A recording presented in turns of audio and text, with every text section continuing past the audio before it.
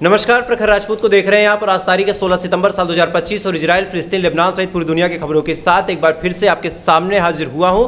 इस वीडियो में हम आपको बताएंगे कि इराक ने इजराइल को खत्म करने के लिए और इजराइल पे हमला करने के लिए एक ब्लूप्रिंट दे दिया। अब इस ब्लूप्रिंट का क्या मतलब है, इसके बारे में भी अभी आपको डिटेल पता चलेगा। और साथ ही पाकिस्तान के डिप्टी पीएम ने इजराइल के खिलाफ एक ऐसी बात बोली है जिसके बाद ये कयास लगाया जा रहा है कि आने वाले टाइम में इजराइल और पाकिस्तान के बीच जंगी हालात देखने को मिल सकते हैं। वहीं तीसरी तरफ आज इस्लामिक कंट्री में बड़ी हलचल देखने को मिली, चूंकि मार्को रूबियो पहले इजराइल आते हैं, इजराइल आने के बाद वो सीधा पहुंच जाते हैं कतर और दोनों ही देश के साथ आपस में समझौता करवाने की कोशिश करते हैं। लेकिन इसको लेके बड़ा बवाल मचा है। क्या बड़ा बवाल है, इसके बारे में भी आपको डिटेल पता चलेगा। और साथ ही गजा के अंदर क्या सूरत हाल है, इसके बारे में भी मैं आपको डिटेल में बताऊंगा। इस वजह से वीडियो को लास्ट तक जरूर देखिएगा, क्योंकि आज की खबरें बहुत ज़्यादा अहम है, बहुत ज़्यादा इंपॉर्टेंट है और ऐसी खबरें आपको बहुत कम इंटरनेशनल फोरम पे मिलेंगी। खैर, इससे पहले की खबरों को बताना शुरू करूं, आपसे एक रिक्वेस्ट है, चैनल पे आप नए हैं तो वीडियो को लाइक करके चैनल को सब्सक्राइब करके अपना प्यार दे दें। साथ ही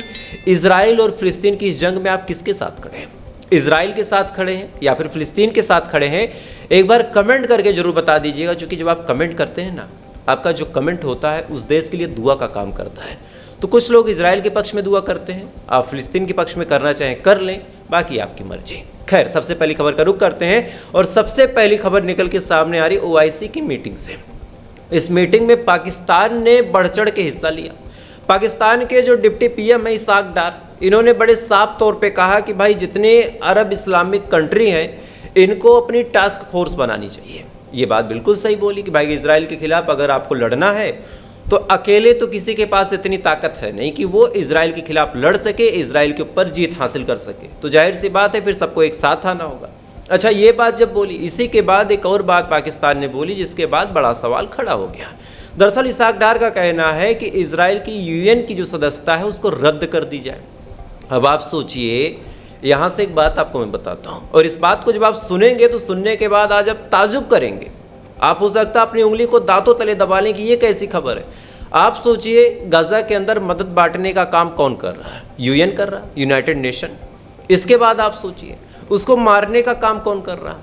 इजराइल कर रहा है। UNRWA के मेंबरों को, वहाँ पे जो मदद बांटते हैं एड ग्रुप्स को, बाकी अलग अलग लोगों को मारने का काम कौन कर रहा है? इजराइल कर रहा है। अब ताजुब की बात आप सोचिए कि जिसको इजराइल मार रहा उसी संगठन का इजराइल मेंबर है और उस संगठन ने अभी तक इजराइल को बाहर नहीं किया। तो किस हिसाब से वो मदद कर रहा होगा संगठन, आप खुद समझ सकते हैं। ये बड़ी हैरान करने वाली बात यह है कि UN के अंदर इजराइल भी मेंबर है और इजराइल ही मदद बांटने वाले को मार रहा और मदद कर कौन रहा? UN ही कर रहा। तो आप सोचिए कि इन्होंने ऐसी खिचड़ी पका रखी है कि पूरी दुनिया के मुसलमानों को बस मूर्ख बनाया जा रहा कि देखो हम मदद कर रहे हैं, हम यहाँ पे मामला सुलझा रहे हैं। ठीक वैसे ही सुलझा रहे हैं जैसे कश्मीर का मामला UN में पेंडिंग है। ना ही पाकिस्तान ने आज तक उस पर कुछ कर पाया, भारत का भी कोई जोर नहीं चला। एक बार जंग हुई, जंग में जिसके हिस्से जो आया वो अपना लेके किनारे हो गया। UN में मामला है, पेंडिंग पड़ा है, तो सेम मामला गजा का UN में पेंडिंग पड़ा रहेगा। ये बात कंफर्म हो गई और इसी बात को लेके पाकिस्तान ने साफ तौर पे कहा कि भाई पहले इसको UN से बाहर करो, क्योंकि जब तक ये बंदा खुद UN में बैठा है ये कहाँ इंसाफ होने देगा। अच्छा, इधर ये मीटिंग चल ही रही थी। दूसरी बड़ी अपडेट आप सुनिए। दूसरी बड़ी अपडेट इराक से निकल के सामने आई कि इराक ने बाकायदा ब्लूप्रिंट रख दिया और बता दिया कि अगर हमला करना हो इजराइल के ऊपर तो इस तरीके से हमला कर सकते हैं। यानी कतर के पास आज ब्लूप्रिंट भी है, अरब कंट्रीज़ के पास बाकायदा मौका है, ओकेज़न है, तमाम चीज़ें हैं। अब देखना ये होगा कि क्या अरब कंट्रीज़ कुछ करते हैं या नहीं करते हैं। खैर, अगली खबर का रुख करते हैं। अगली खबर निकल के सामने आ रही है इजराइल से। टाइम्स ऑफ इजराइल में ये खबर छपी है, कहीं इधर उधर नहीं छपी है, किसी ऐसी मीडिया में नहीं छपी है जिसको आप कह दें कि भाई ये तो प्रो फिलिस्तीन है। टाइम्स ऑफ इजराइल यानी इजराइल की ही जो खबर बताता है उसमें ये खबर छपी है कि नेतन्याहू ने अपने मुंह से मान लिया है, नेतन्याहू ने अपने मुंह से एक्सेप्ट कर लिया है कि जिस तरह से जंगी हालात चल रहे हैं, जिस हिसाब से गजा में हम लड़ाई लड़ रहे हैं, जिस हिसाब से गजा में हम नरसंहार कर रहे हैं, पूरी दुनिया की नज़र हम पे पड़ गई है और हमारा इकोनॉमिकली आइसोलेशन हो रहा, यानी आर्थिक तौर पे पूरी दुनिया में हमारा बहिष्कार हो रहा। कैसे आपको समझाता हूँ, बहुत सिंपल सी भाषा में आपको समझाऊंगा। देखिए, आपको याद होगा हमारे देश में कोको कोला मिलता था पहले 100 रुपये का, आधा लीटर मिलता था 55 रुपये का। थोड़ी देर बाद फिर हम देखते हैं कि उसका रेट गिर के 30 रुपये हो गया आधा लीटर का। फिर वो रेट गिर के पहुंच गया कितना, 20 रुपये। 20 रुपये पे भी ये सरवाइव नहीं कर पाए। पता चला कि कैंपा जो कि मुकेश अंबानी की कंपनी है, उसने 20 रुपये में 750 ml ला के ठोंक दिया। यानी 140 करोड़ की जो आवाम है वो कोको कोला छोड़ के किसी और कंपनी की तरफ चली गई। अब आप सोचिए 140 करोड़ लोग अगर 100 रुपये का खरीदते तो कितना होता।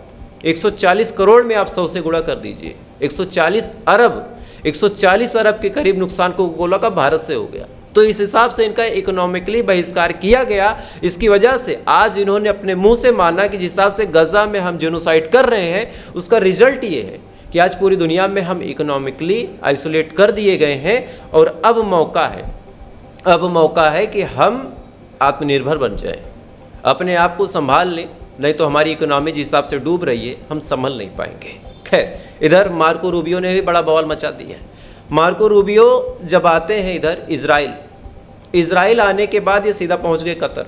अब इजराइल आने से लेके कतर जाने तक क्या कुछ हुआ आपको बताता हूँ। जैसे ही मार्को रूबियो इजराइल आते हैं, कतर इनका बहुत बड़ा अलायंस है, कतर से इनके अच्छे खासे ताल्लुकात हैं, दोस्ती है, रिश्ते हैं। लेकिन इसके बावजूद आप सोचिए कि इन्हीं के सामने आज नेतन्याहू ने फिर सीना ठोक के कहा कि हमास के जितने लीडर होंगे उन सबको हम मारेंगे, हमास के जितने लीडर होंगे उन सबको हम मारेंगे। और बाकायदा 21 लोगों की एक लिस्ट निकाली और बताया कि इतने लोगों को हम मार चुके हैं, इतने लोगों को हमें मारना है, और इतने लोग अगर कतर में छुपे होंगे तो हम कतर में दोबारा हमला करेंगे।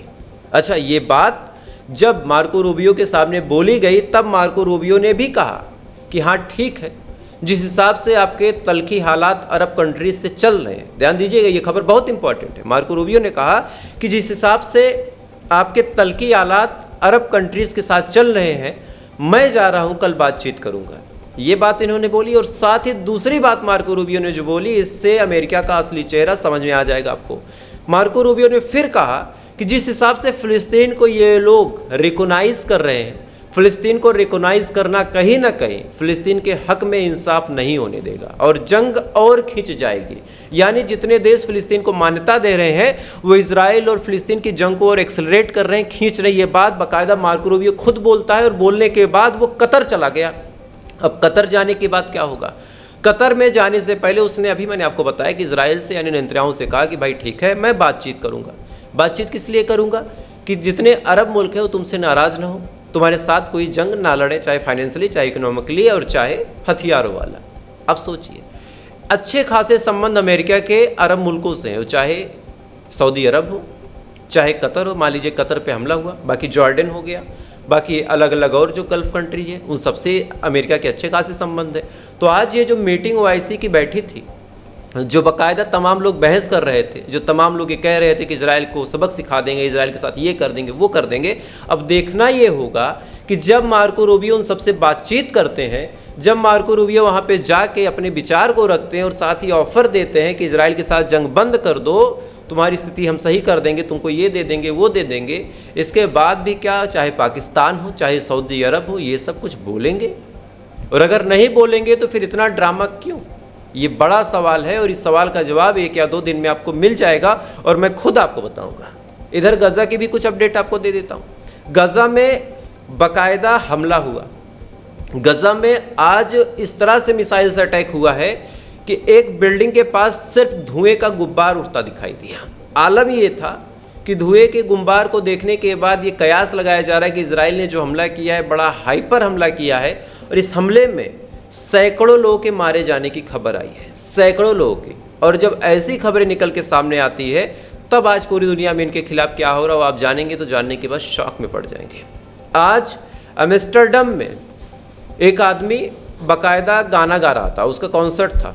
इसी दौरान जब अपना माइक घुमा के ऑडियंस की तरफ करता है तो पूरी की पूरी ऑडियंस जो उस देश की थी भी नहीं, वो death to IDF, death to Israel के नारे लगाने लगी। पहले आप वीडियो देख लीजिए।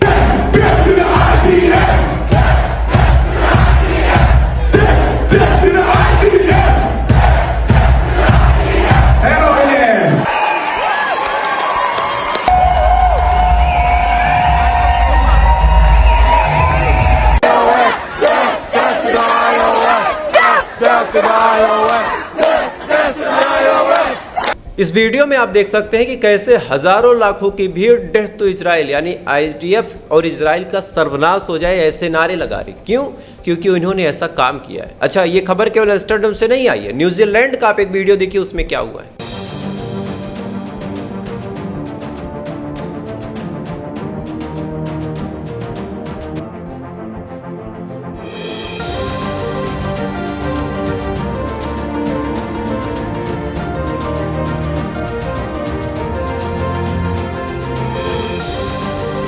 इस वीडियो में भी आप देख सकते हैं कि लाखों की तादाद में लोग कैसे फिलिस्तीन का झंडा लिए प्रोटेस्ट कर रहे हैं। तो आज इजराइल ने जो पूरी दुनिया में किया है उसका रिजल्ट इजराइल को भुगतना पड़ रहा है। और ऐसा नहीं है कि इसके बारे में इजराइल अवेयर नहीं, इजराइल को अच्छा खासा पता है कि हमारा आइसोलेशन होता चला जा रहा है। इस वजह से उसने जो मैंने शुरू में कहा कि आत्मनिर्भर बनने की कोशिश कर रहा, वो करेगा इजराइल। खैर, अगली खबर का रुख करते हैं। अगली खबर निकल के सामने आ रही इस समय अमेरिका के हवाले से। दोस्तों, अमेरिका ऐसे ऐसे काम करता है कि सुनने के बाद हंसी भी आती है, गुस्सा भी आता है और मज़े भी बड़े आते हैं। पहली खबर आप सुनिए, नेपाल में सत्ता पलट हो गई। सत्ता पलट होने के बाद तमाम लोग खुश हो गए कि चलो भाई, ओली की सरकार गई और अंतरिम प्राइम मिनिस्टर सुशीला कार्की बन गई। अब जैसे ही एक खबर आई, तमाम लोग खुश थे, अंधभक्त मंडली एकदम कूदने लगी कि अब तो हिंदू राष्ट्र बन गया। लेकिन अब अगली खबर सुनिए आप। अगली खबर फिर नेपाल की है। नेपाल में वहाँ के जनजी प्रोटेस्टर्स ने फिर से धमकी दी है सुशीला कार्की को और कहा है कि अगर हम आपको कुर्सी पे बैठा सकते हैं तो आपको कुर्सी से उतार भी सकते हैं। और इसके साथ सुशीला कार्की को ये धमकाते हुए कहा कि जितने भी मंत्री होंगे उसका चुनाव हमारे हिसाब से होगा।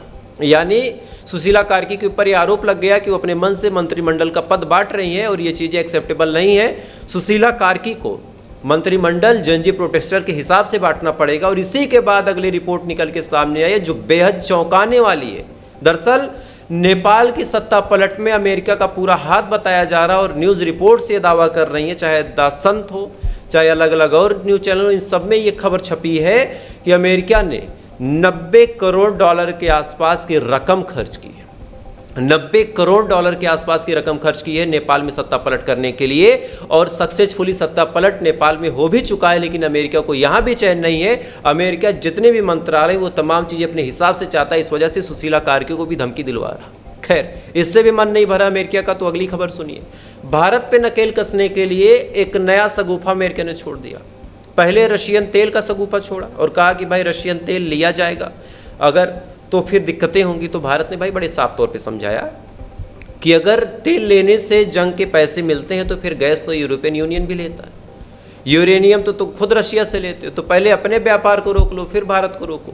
तो यहाँ पे भाई साहब चिंचिनाने के बाद इन्होंने कहा कि भारत ही जंग को बढ़ा रहा है, भारत ही जंग में घी झोंक रहा है, ये कर रहा वो कर रहा, खूब रोया इन्होंने। लेकिन जब भारत नहीं झुका, अगला सगुफा आप सुनिए इनका।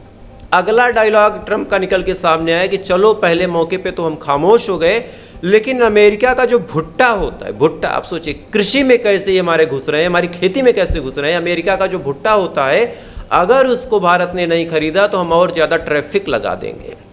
अब इसका मतलब आप समझिए, अगर अमेरिका का भुट्टा भारत वाला खरीदता है, अब आप सोचिए क्या होगा।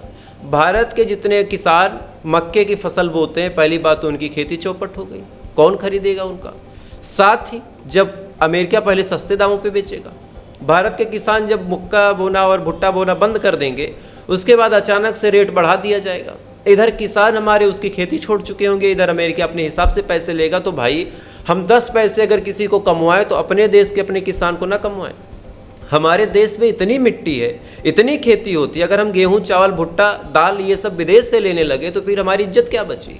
अमेरिका यही चाहता है कि हम खेती की चीज़ें भी उससे लें, खेती की चीज़ें उससे लें। भाई क्यों लें खेती की चीज़ें? हमारे देश की धरती इतनी उपजाऊ है, हम खुद इतना उपजा लेते हैं कि खुद भी खा लें। 2-4 जगह बाढ़ आए, जैसे अफगानिस्तान में बाढ़ आई, भूकंप आया, हमने मदद भेजी, हमने गाज़ा में मदद भेजी, हमने यूक्रेन में मदद भेजी, हमने तुर्की में मदद भेजी खाने की। तो पूरी दुनिया में तो हम खाना बांट रहे हैं, हम तुमसे क्यों खरीदेंगे। सेम चीज़ अमेरिका धमकी दे रहा है कि अगर तुम नहीं खरीदोगे तुम्हारे ऊपर सैंक्शंस लगा देंगे। अच्छा, इधर एक और बड़ी अपडेट आई, रशिया सीधा जाके यूरोपियन यूनियन से इस बार भिड़ गया है। हुआ क्या हुआ आप जान लीजिए। दरअसल रशिया के अंदर इस समय बड़ा भूचाल मचा हुआ है, खासकर यूक्रेन को लेके। यूक्रेन ने यूरोपियन यूनियन से कहा कि अगर रशिया को कंट्रोल करना है तो रशिया की संपत्ति को बेचना सीखना होगा।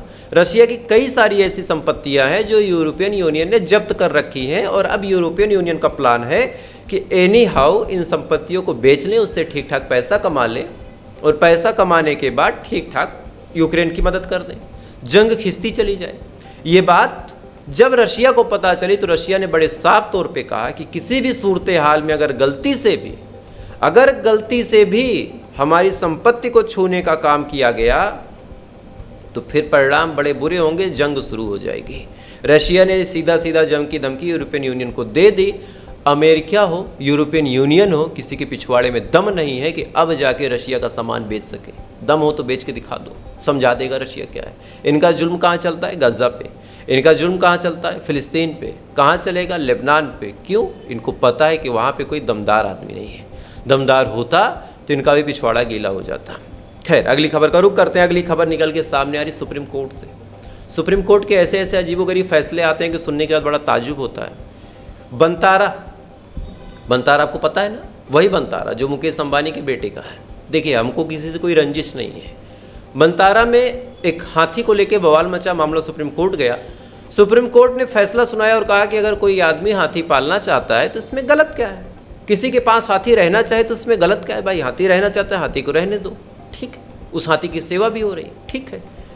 अब इसी खबर को मैं थोड़ा सा पलट के बताता हूँ। कुछ टाइम पहले उत्तर प्रदेश में एक सारस था जो एक आसिफ नाम के आदमी के पास रहता था। उस सारस के बारे में जैसी खबर पहुंची, पहली बात तो आसिफ ने ना उस सारस को कभी कैद किया था, ना ही पकड़ के बांधा था। वो अपने मन से आसिफ के इर्द गिर्द घूमता रहता था। ये बात जैसे प्रशासन को पता चली, प्रशासन वहाँ भाग के आता है और आने के बाद सबसे पहले क्या करता है कि उस सारस को पकड़ के चिड़ियाघर में डाल देता है और कहता है कि सारस को इस तरह से दाना खिलाना, पानी पिलाना सही नहीं है। एक हाथी को एक आदमी पाल सकता है, लेकिन एक सारस जो खुली हवा में, उसको दाना नहीं फेंक सकता। तो ये जब ऐसे अंतरंग फैसले आते हैं तब हमें अपने देश के कानून व्यवस्था पे, कोर्ट कचहरी पे शक हो जाता है कि ये कोर्ट कचहरियाँ सच में हमारे लिए खड़ी भी हैं या फिर महज एक ड्रामा है। खैर, तो फिलहाल अभी के लिए बस इतना ही। बाकी थोड़ी देर बाद आपसे फिर मुलाकात होगी इजराइल, फिलिस्तीन, लेबनान सहित पूरी दुनिया की खबरों के साथ। तब तक आप अच्छे रहिए, खुश रहिए। ऊपर वाला आपकी हिफाजत करे।